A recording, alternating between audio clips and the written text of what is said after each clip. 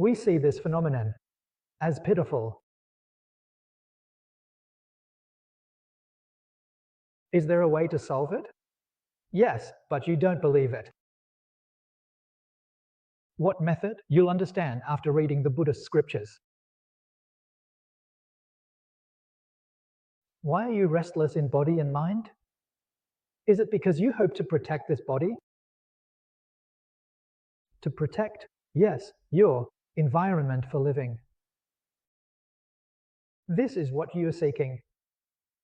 Here you differentiate, here you indulge in delusions, here you cling. If you can let go of all this, as stated in the Diamond Sutra, all forms are illusory. Without the self, without others, without sentient beings, without the receiver, where is there unrest? Everywhere is peaceful. When an atomic bomb explodes in the air, it's like watching fireworks. So peaceful, nothing to worry about. So all unrest is due to delusional distinctions. It's excessive. Being attached to this body of ours, excessively criticizing one's own life, not realizing that this is false. The Diamond Sutra states it well. All conditioned phenomena are like a dream, an illusion, a bubble, a shadow. I have one thing that is true. The body is false. The world is also false.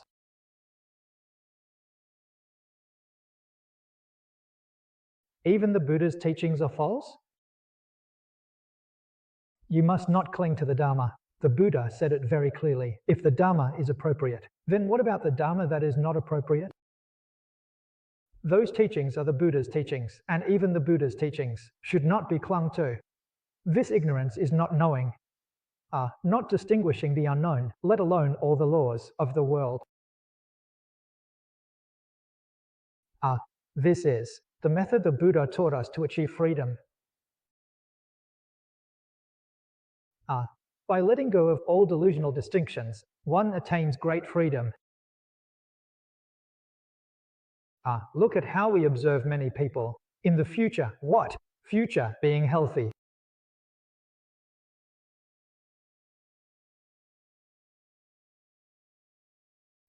In the morning, they go exercise. They go outside to run. Or they do martial arts, engage in various exercises, sweating all over. They think they are healthy. Yet those who practice Buddhism sit in meditation every day, remain still, without any exercise, and they live long, right? They don't get sick either. You might ask, what's the reason for this? Those who are attached to their bodies, hoping to be healthy, exercise every day. They take supplements every day. It's a place of myth and bias. Instead, they end up with problems. During exercise, they might twist their waist or strain a muscle, causing big trouble. How much have they eaten? It's revealed. As for a true practitioner, they understand the reality of the four seasons and let go completely. They've let go of everything in the body and mind, and they are no longer ill. They've let go of the root of the illness. It's all been removed. This is what true health is all about. Take a look at the Buddhist scriptures. In which scripture does it mention that Buddhas, Bodhisattvas, or Arhats exercise every day? I've never seen it. Have you ever seen Buddhas or Bodhisattvas taking supplements every day?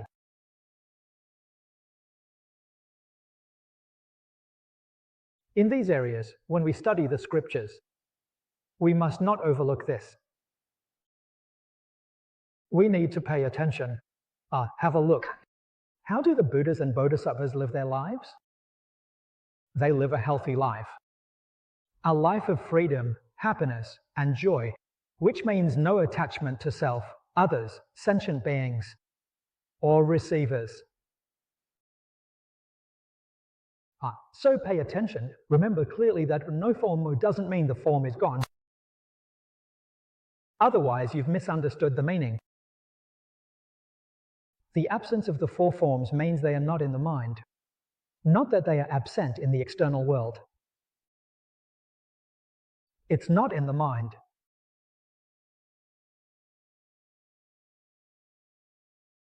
In Buddhism way, cut off, truly remove the thoughts from the mind. Eliminates. In terms of form, there are still causes and effects, sentient beings, and receivers. Everything is there. Nothing is missing at all. The mind must not have them. When it comes to corresponding actions, there's no attachment to life and death.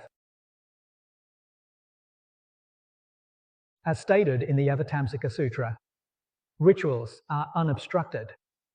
Everything is unobstructed.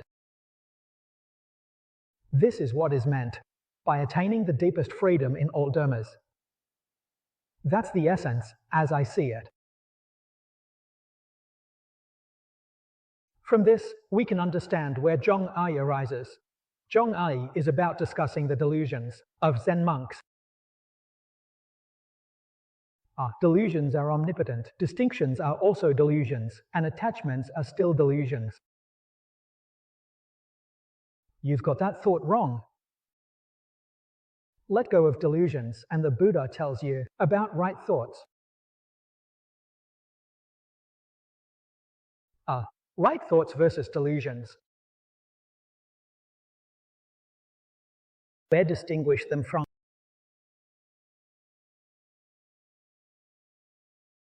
This matter is troublesome.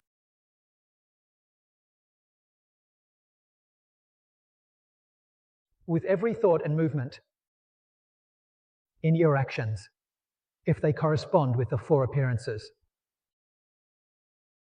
Having the appearance of self, others, sentient beings, and lifespan are all delusions. Is learning Buddhism still a delusion? When you are worshipping Buddha, I can worship. Buddha is the one I worship. I am respectful to him. Your 10,000 points of worshipping Buddha. How can you achieve it? Reciting the sutra, he recites Buddha.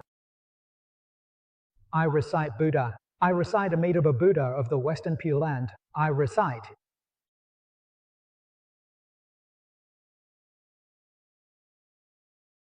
So your practice of reciting Buddha's name doesn't immediately take effect. You've been reciting this Buddha's name for a long time, and a lot. Haven't you done it well?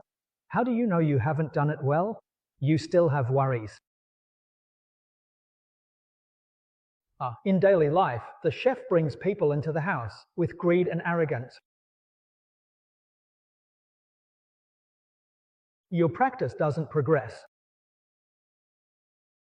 Instead, your troubles grow daily, and wisdom is not sane.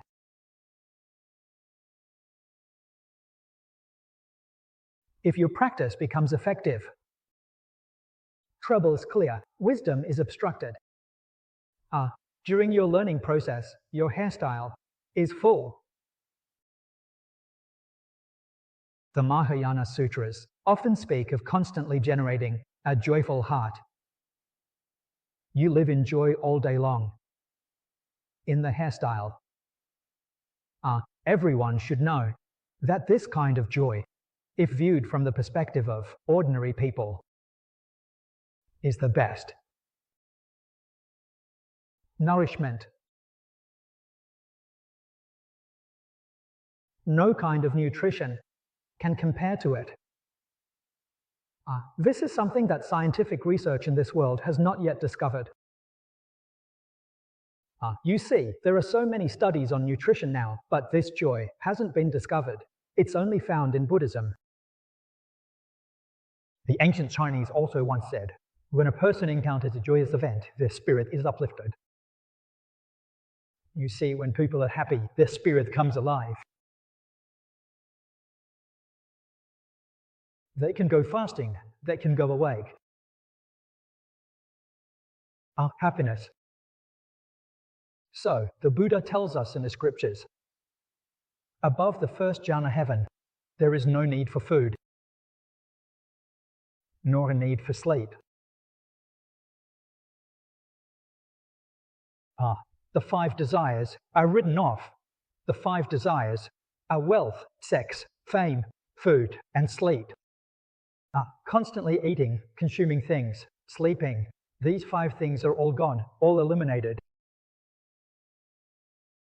This is first jhana. What does the cicada use to nourish itself? The joy of meditation is their food. Even in a slight illness, there is a sense of joy. That joy is their nourishment.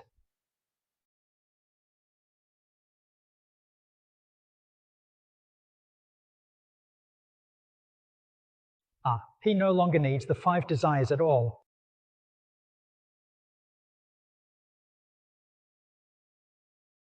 Like meditation, the heavens are like this, and we live like this in the human world.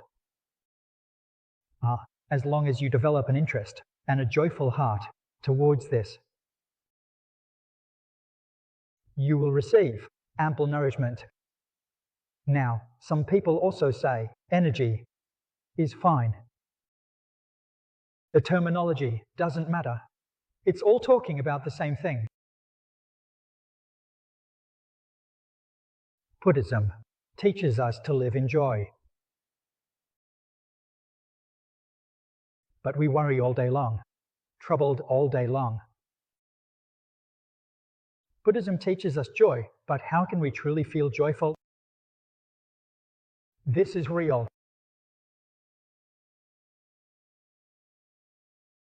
Why is the Buddha so joyful? Why are the Bodhisattvas so joyful? When you enter the Buddha's temple, the first one you see is Maitreya Bodhisattva. In a proper Buddhist temple, its architecture starts with the Hall of Heavenly Kings. As you step through the main gate of the Hall of Heavenly Kings, Maitreya Bodhisattva is sitting right in the middle, facing you, smiling all day long.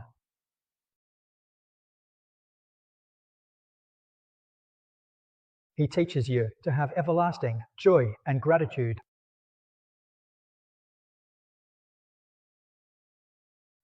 By letting go of all delusions, distinctions, and attachments, you will find joy. You see the mountains, rivers, and the earth, the multitude of living beings. These phenomena, they are all transformations made by the Buddhas and Bodhisattvas. True, not false.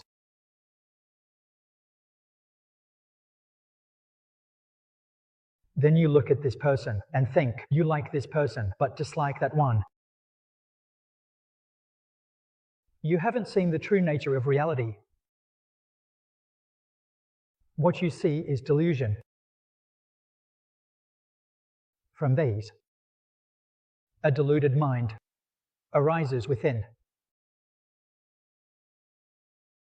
Mentioned in Sutra's treatises.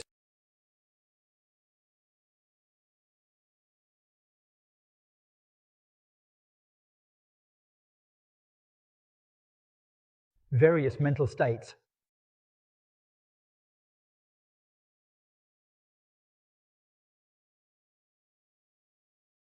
These various states are discriminating minds, attached. Various mental states transform the external phenomena.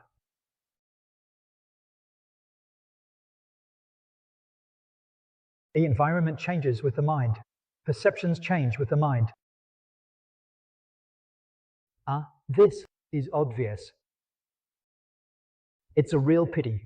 We're usually careless. You see someone happy. You see their face light up with joy. When he's angry, you can see it. Isn't his anger just turning with your mood? You need to be calm. Comes appearance of calmness. Your mind is polluted. Now it's under pollution. It's obvious, isn't it?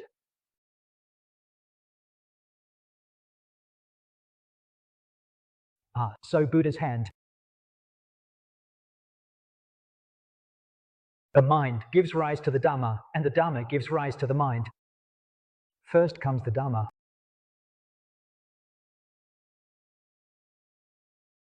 That first is the true mind. When the mind arises, that mind is a deluded mind.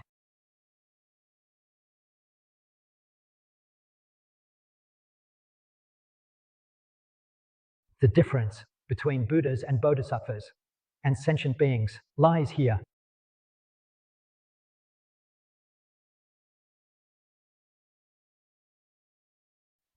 They can master all situations, not being confused by circumstances.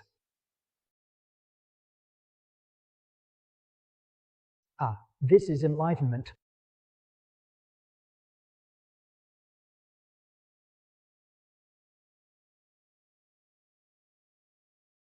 Only enlightened people can be free. Only then can one live a normal life. And normal life is the life of Buddhas and Bodhisattvas. Who are the Buddhas and Bodhisattvas? It's us, ourselves.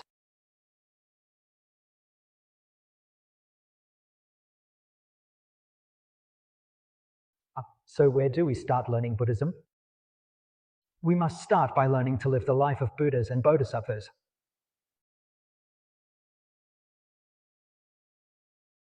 Avatamsaka Sutra. There are 10 kinds of freedom. This is the Tathagata, on the ancient ground of the perfect teaching. Today, we are still ordinary beings, with our afflictions not yet severed. How do we learn to live a life of freedom?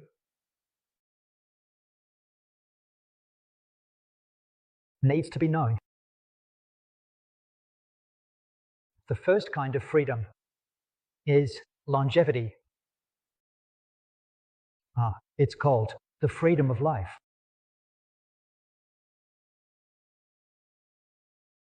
Longevity. Change rate. Can we achieve it? Yes, we can. As often mentioned in the Buddhist scriptures, seek longevity and you will attain longevity. If you cannot achieve it,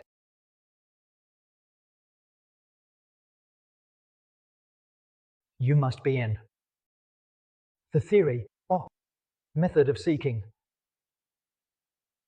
There is an error. If you seek according to the right principles and methods, there is nothing you cannot achieve. If you are asking the Buddha, are you asking the wrong one? You should seek from within yourself. It's not about asking the Buddha. So when I tell you about the Buddha, that Buddha is the awakened nature. This Buddha does not represent a person. It's the self-nature Buddha. That's why every request is answered. Buddhism is called inner learning. Remember this. If you seek the Dharma outside your mind, it's an external path. It's a place without worries. Buddhism teaches us to seek from within our hearts.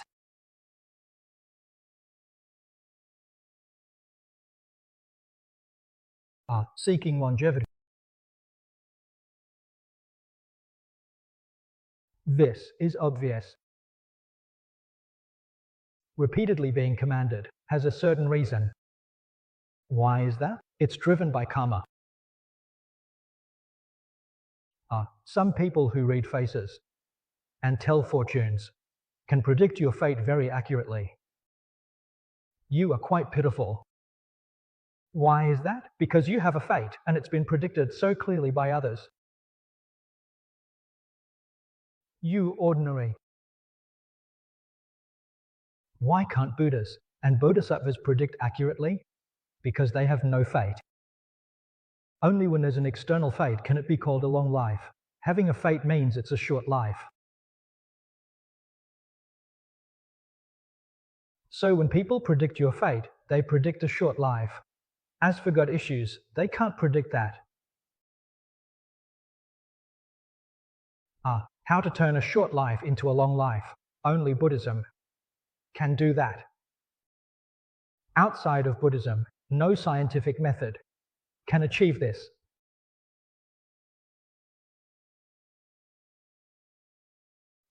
Buddhism truly can transform a short life into infinite longevity.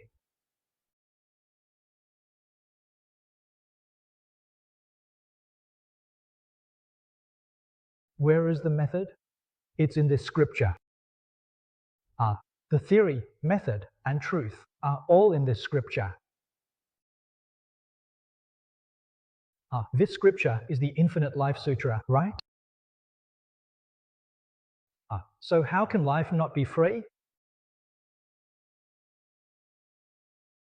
If you approach it from the four aspects.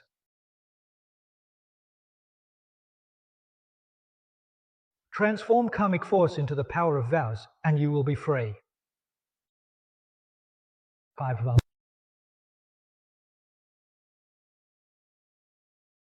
When ordinary people are born into this world, they come due to karmic force. What do you come to this world to do?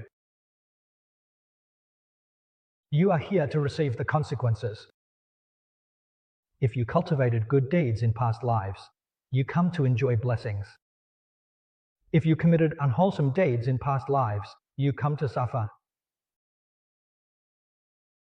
So the Buddha explained it well. Life is full of worries.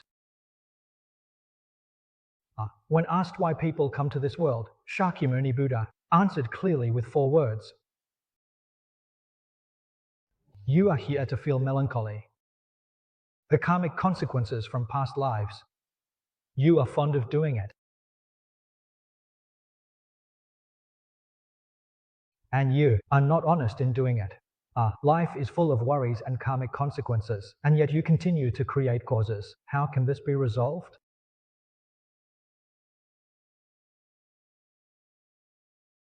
The consequences of karma.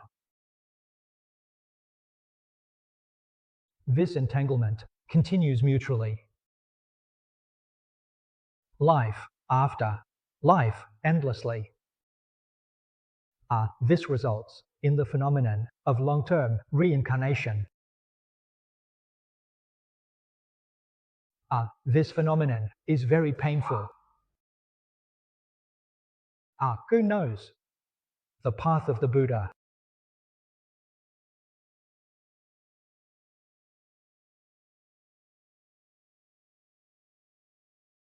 So in the Sutra of the Original Vows of Kitagaba, the Buddhas and Tathagatas praise Shakyamuni Buddha for his ability in 5 impurities to teach and help suffering beings.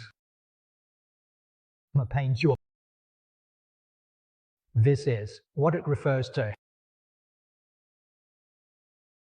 State of reincarnation? The Buddhas and Bodhisattvas understand it clearly. We are lost within it. Creating karma, repeating karma. Doing this every day. It is painful. In this lifetime, we are very fortunate to have encountered the Buddha's teachings. Encounter the ultimate. Pay attention to Mahayana lesson. Once be reborn in the Pure Land, regress from becoming a Buddha. unparalleled hope.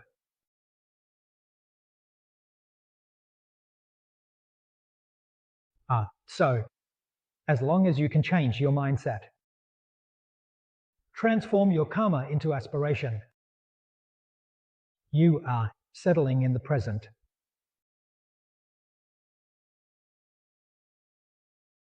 How to transform it? Before transformation, every thought is for myself and my mother. My home. My family. Every thought is for myself. This is karma. Turn this thought around. Every thought for all sentient beings. Every thought for the Dharma, to remain long in the world. I am no longer there. This change in thought is to return with a vow. The life driven by karma has come to an end. Returning with the power of vows like a queen, returning with aspiration. Living in this world becomes free and at ease. You can stay as long as you wish. There are no obstacles.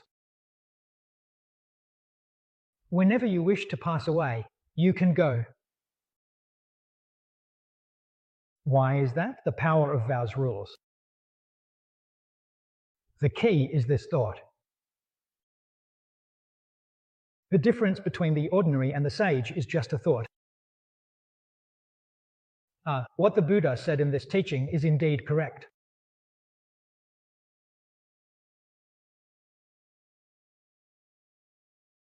Buddha speaks of Sangha Buddha.